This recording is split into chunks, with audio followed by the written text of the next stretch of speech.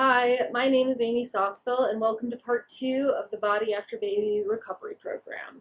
This section is called Rebuild, and that's exactly what we're going to be doing today with the tools that I've brought.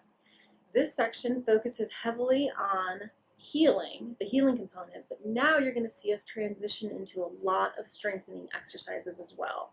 This is more of a full body workout, but we're still going to be focusing on our core. All of the strengthening and healing comes from our core.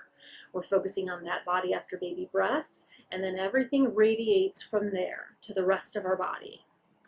So let's just review for a second our alignment, because there's a very important piece of this that I want you to focus on in body after baby.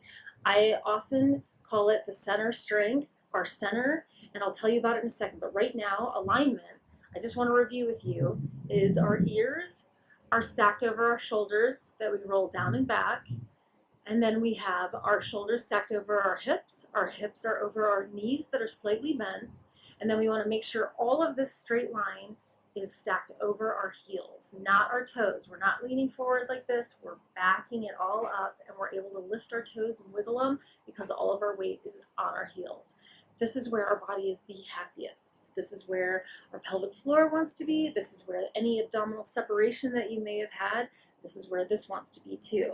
But now let's get more specific. Let's hone in to the center strength. Like I was saying, we're calling this the center.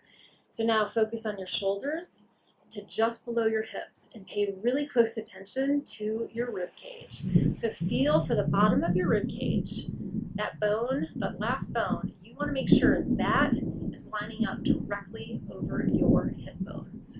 This is where your body wants to be. This is your center. So it looks like this from the side. It's not, the rib cage isn't thrusted over the front. You're backing it up and you're thinking of bringing your rib cage down. Think that in your head. Ribs down over our pelvis, these hip bones right here.